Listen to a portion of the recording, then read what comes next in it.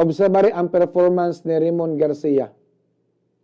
So sa usap pa lang kabuwan sa nga milingkod isip acting mayor sa Cebu City, daghan na kayo siya og nahimo. Daghan kayo siya og trabaho nga nahuman. Kay ang iyang pagpanerbisyo dili parehas sa nasuspenso nga mayor nga puros pagarpar, puros istorya, puros pasiatab, sige larga nga sa gawa sa nasod, nabiyaan ang City Hall. O naka-obserbar mo ni acting mayor Raymond Garcia, dagang problema nga nasulbad, hanay hapsay na kayo ang Cebu City Hall, nahapsay ang Cebu City, why samok, why gubot, di pareha kanyanto nga daghang kontra ang Cebu City. Cebu City Government versus CPE. Cebu City Government versus MCWD. Cebu City Government versus Kapitolyo. Apag karon, nindot kayo ang City Hall kay way problema. Hapsay, hamugaway ang pagpadagan diha sa Cebu City Hall mga kabombo. Kani og mahuman gani ning CCMC og di makabot og November, og mahuman gani ning CCMC, mosamot akong bilib aning acting mayor Raymond Garcia og kaning iyang gitukod nga task force mga kabombo aron maoy mutan-aw aron mapadali ang paghuman sa CCMC. Mahurot akong bilib niya og matinuod ni nga mahuman na gyud ning CCMC. 2015 paning CCMC gisugdan og trabaho. 2015, 16, 17, 18, 19, 20, 21, 22, 23, 24, 9 years na nakalabay. Siyam na katuig ang nakalabay hangtod karon, wa pagyapon na human ang CCMC mga kabumbo. Unsa may rason nganong dugay ka na human? Si Mike Rama dagang pasiata, mao ni pitsaha, mao ning buwan na mahuman. Apan wa lang gihapon. Last nga saad ni Mike Rama, February, karon tuiga, mahuman na kuno ang CCMC. Apan karon June mga kabumbo, wa pagyapon mahuman ang CCMC. Unsa may rason nganong dugay na human ang katukuran sa CCMC mga kabumbo? Di ba?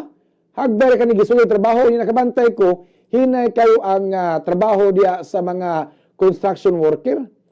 Nganong hinay man kayo ning trabaho diya sa mga construction worker mga kabumbo daw sa gamay ra kayo ang naglihok. Og seryoso ang gobyerno sa dakbayan sa Sugbo nga human ni dali, mahuman guligod. Hatag ta ginabang ato sa ubang mga ubang lugar og naay mabiktimas kalamidad unya CCMC dugay kay mahumang trabaho.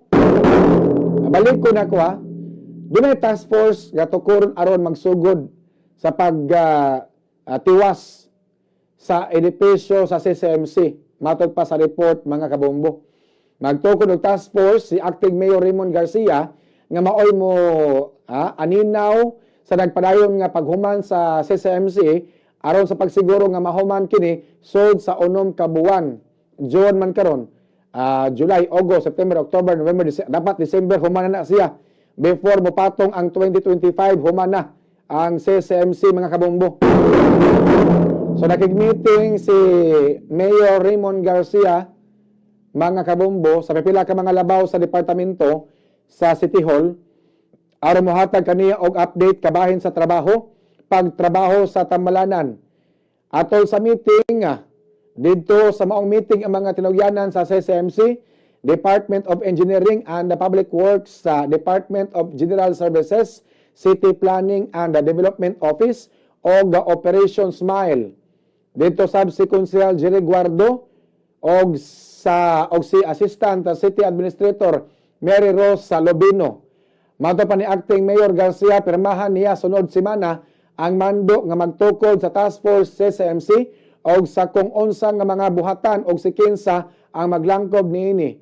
Aron sab nga iyag yung mahatagaan og gatukmang pagtagada ang pagtiwas sa maong gatambalanan magpatawag siya og sinimanang tigom aron masubay gyud aga dagan sa construction ini. Gipahibaw usab atol sa maog meeting sa pagsugod ni Acting Mayor Raymond Garcia, matod pa nga nasulbad na ang mga suliran sa service elevator o sa kuryente sa maog tambalanan mga kabombo. Sumalik ko nako, mahuman gani ang CCMC before ang December or before mapatong ang 2025, mauni ang legacy ni Raymond Garcia nga siya mao nakapahuman sa CCMC mga kabombo. Pila ka buk mayor nga nangagi ang CCMC wa gyud nahuman. Panahon ni Tami Osmeña wa mahuman. Panahon ni Labilia wa mahuman. Panahon ni Mike Rama Pagarpar wa nahuman. So unta panahon ni Raymond Garcia isip acting mayor mahuman niya ang CCMC iyaning ligasiya